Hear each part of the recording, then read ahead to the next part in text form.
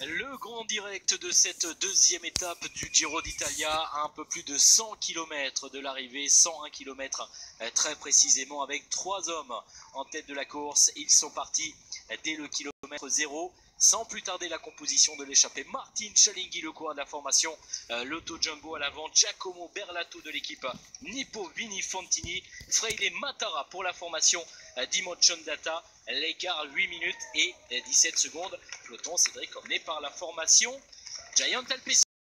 Du leader Tom Dumoulin prend ses responsabilités ici en tête de groupe avec une moyenne horaire pour l'instant après 2 heures de course qui avoisine les 41,100 km/h, 41,100 de km par heure. Nous voyons donc pas vraiment de soucis. C'est vrai que cette échappée a quand même pris relativement d'avance avec un coureur comme Cialinghi placé à 34 secondes du maillot rose de Tom Dumoulin. Il faut commencer effectivement à faire baisser cet avantage, mais pas non plus trop tôt, en sachant que dans les derniers kilomètres, nous devrions avoir la formation Ethics Quickstep, la formation Lotto Soudal venir prêter main forte à la formation néerlandaise. Le Giro d'Italia, deuxième étape, 76 km de l'arrivée, 3 hommes en tête de la course. Martin Cialinghi de la Lotto Jumbo, Giacomo Berlato pour la formation Nippo Vini Fantini et Freile Matara de l'équipe Dimotion Data. Dernier écart, 5 minutes et 20 secondes sur le peloton. Maillot rose, le rose sur les épaules de Tom Dumoulin. Oui, pas de changement de configuration, vous voyez, avec ce vent qui est un peu latéral, qui étire légèrement ce peloton. Et un peloton qui accélère un peu de vitesse au même titre que ces 3 hommes échappés. Vous voyez, il y a un peu plus d'engagement de la part des échappés qui se rapprochent tout doucement de Nijmegen, cette ville arrivée où ils auront à effectuer 2 tours de circuit. Mais bon, du côté des 3 hommes, on est probablement focalisé sur ce GPM, Grand Prix de la montagne, qui va attribuer un maillot de meilleur grimpeur. Celui qui passera en première position au sommet de cette difficulté, la seule du jour, viendra chercher le maillot et s'élancera demain avec le maillot bleu sur les épaules. Là, les 3 coureurs sont sur la même ligne. Allez, qui va démarrer le premier? Giacomo Berlato s'est mis en danseuse, se rassoit sur la selle. Martin Cialinghi au milieu. Attention pour Omar Freile Matara, ne pas se faire enfermer. 500 mètres, on est relativement lent encore. Trop tôt pour lancer son sprint.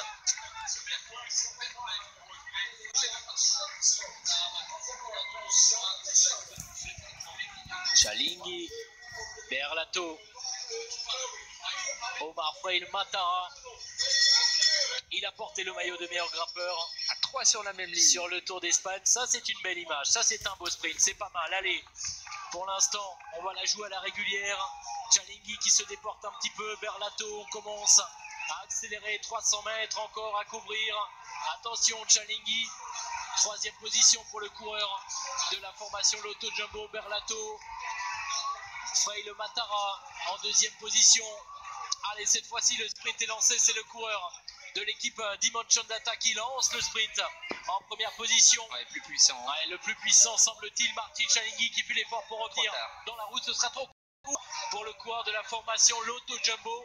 Et c'est Omar Freile Matara qui marque les premiers points du classement de la montagne. Et Cédric qui va endosser au terme de cette 2e étape le maillot de meilleur grimpeur. Oui, on a l'impression qu'il a même quasiment gagné l'étape. Giacomo Berlato qui se retourne, Martin Cialinghi. On attend la tête du peloton. Il y aura un retour à 20 km. 20 km de l'arrivée. Ah, finalement, il va y aller. Il a changé de stratégie, Berlato. Il s'est dit, je vais partir doucement au début pour pas les surprendre. Et hop, dès que je suis parti, j'y vais. Ouais, je vais les amadouer dans un premier temps. Ça a fonctionné. Et derrière, je vais... Non, mais ils sont juste là. Le peloton est juste une longue ligne droite interminable qui amène les coureurs ici dans la ville de Nijmegen. Et regardez bien au dernier kilomètre, c'est important. Voilà, Cialinghi, Omar Freile Matara. On le retrouvera notamment sur le podium puisqu'il est le premier porteur du maillot bleu du classement de la montagne et de l'arrivée. Voilà. Flamme rouge pour Berlato. Mais il lui reste quand même 2 tours de circuit. Et vous le voyez, à partir de la flamme rouge, les coureurs prennent légèrement de la vitesse pour en prendre encore plus les 300 derniers mètres. On peut prendre énormément de vitesse. Allez, on va se lever pour voir arriver devant nous Giacomo Berlato, le coureur de la formation Nippo Vini Fantini, rescapés de l'échappée matinale. Ils sont partis au kilomètre 0 accompagnés par Martin Chalinghi et Omar Faïd Mattarelli, désormais tout seul le coureur italien. 51 secondes, très applaudi par le public. Le passage de Giacomo Berlato sur la ligne d'arrivée. Pas de réaction encore dans ce peloton, Cédric? Non, c'est pas nécessaire. Hein. Je crois que la situation convient parfaitement aux équipiers de sprinteurs. On se dit que Berlato est quand même éprouvé de par sa longue échappée. La FDJ est bien présente aux avant-postes, la formation Sky aussi pour Mikel Landa. Vincenzo Nibali, Alejandro Valverde avec notamment Carlos Betancourt dans la roue. Le passage du peloton sur la ligne d'arrivée. 57 secondes de retard sur l'homme de tête, 16 km encore à courir, qui commence évidemment à être dans un niveau de concentration extrême. Les derniers détails, on serre les chaussures, on jette les bidons. On débranche le cerveau. Hein. Ouais. On débranche le cerveau parce qu'il faut freiner le moins possible, il faut parfois prendre des risques, passer dans des endroits un peu difficiles, donc il faut vraiment avoir un petit esprit un peu fou, ce côté folie. Nouveau passage du peloton sur la ligne d'arrivée dans moins d'1 kilomètre. La cloche. Le dernier tour. Allez, un peu moins de 9 km encore à couvrir. Peloton groupé. Dernier passage sur la ligne d'arrivée avant le sprint final. Un sprint qui s'annonce plus disputé, toujours pas, Cédric, toujours pas d'équipe de sprinteurs. Regardez, on voit pas un seul maillot si.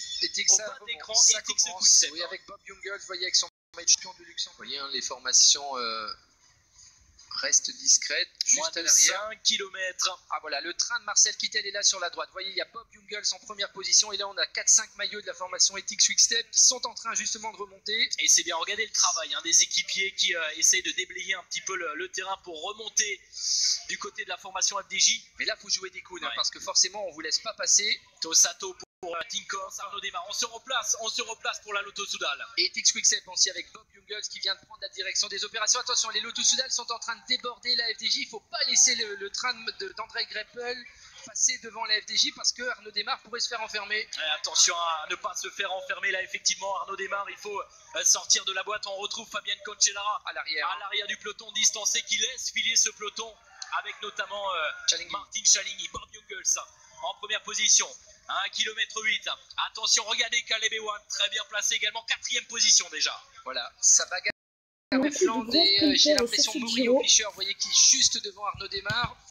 Et on retrouve désormais les sprinteurs, les leaders pour la victoire finale sont relégués au second plan. Lars Sittingba pour la formation Lotto Soudal. On replace également Sacha Modolo, Giacomo Nizzolo. Attention, ça frotte énormément. Vous voyez, gros travail, ça y est, du côté de la formation Etix Quick-Step de Marcel Kittel, on prend la direction des opérations. Et vous voyez, on est en train d'étirer le peloton pour faciliter le travail de son sprinter. Caleb Ewan avec les mains notamment sur les étriers. Sacha Modolo qui va revenir. Attention, le kilomètre, Arnaud Démarre. On s'est fait déborder, Cédric, du côté de la formation Etix, du côté de la formation FDJ. Oui, pour l'instant, on s'est fait un peu déborder. Attention, les 500 derniers mètres sont en légère descente, ça va être impossible. Non, on revient, regardez, Mourinho Fischer qui remonte Arnaud Démarre parfaitement. Un coureur de la formation Bardiani également qui vient prendre la roue, notamment de Marcel Kittel. Arnaud Démarre qui va remonter pour venir se replacer. Nous sommes dans le dernier kilomètre. Murello Fischer qui lance son sprint. On essaie de reprendre le meilleur sur la formation Etix Quick-Step. Delage est bien présent. Delage, le poisson pilote, notamment d'Arnaud Démarre. Allez, Arnaud idéalement placé dans le dernier kilomètre. Moins de 500 mètres désormais avec Marcel Kittel qui est dans la roue du français. Arnaud Démarre en 3e position. Très bien placé. On lance du côté de la formation Etix Quick-Step, on s'écarte, attention, peut-être trop tôt pour Michael Delage. Michael Delage en première position. Arnaud Démarre en première position. On a Porcef pour la formation Katusha en 4e position. On va tout donner pour Delage. Le sprint est lancé, un peu plus de 150 mètres avec Marcel Kittel. Marcel Kittel en première position qui va s'imposer. Victoire facile, victoire très facile même de Marcel Kittel qui s'impose et qui cherche donc la victoire. Marcel Kittel devant Arnaud Démarre, 2e position. Il y a eu un peu de travail, regardez, confirmation, Arnaud Démarre est bien 2e. Sacha Modolo prend une belle troisième place. Mais du côté d'Arnaud Démarre, on a pu compter. Mais décrocher une victoire, on va revoir. Voilà, c'est intéressant. Là, on voit tout le travail de la formation. Et regardez le travail énorme de Murillo Fischer qui vient replacer le train de la FDJ. Allez, on va suivre effectivement, on va retrouver dans quelques instants Benoît Vaugrenard avec Jérôme Pinault. On lance le train effectivement et on s'écarte et on va retrouver parce que évidemment c'est la priorité. Benoît Vaugrenard qui est au micro de Jérôme Pinault. On va s'installer tranquillement et Benoît Vaugrenard qui va nous parler bien sûr de ce dernier kilomètre, de ces derniers kilomètres un petit peu fou, peut-être un petit peu de déception. Arnaud Démarre qui termine à la 2e position. Jérôme, c'est à vous. Oui, je suis avec Benoît Vaugrenard. Benoît, on a vu l'équipe FDJ faire un énorme travail. On sent que le train est réglé et Arnaud vient faire 2e. Qu'est-ce qu'il a manqué selon toi dans le réglage? En tout cas, on a vu une équipe bien huilée. Oui, on a fait un bon travail toute l'équipe dans le final. On va revoir les images ce soir, mais bon, peut-être un peu trop tôt devant. Il faut voir avec le vent. C'est vrai que c'était difficile dans le final. On avait vu que c'était aussi difficile de remonter avec les barrières. Bon voilà, on fait 2, on est battu par Marcel Kittel, un des meilleurs sprinteurs. Voilà, on va analyser ce soir, mais il y a eu un bon travail de fait quand même. Bon Benoît, pas de déception, mais demain on s'y remet. Encore une étape pour Arnaud, il a pris des bonifications, on va se rapprocher très près du maillot rose. Ça peut être aussi un objectif pour l'équipe FDJ.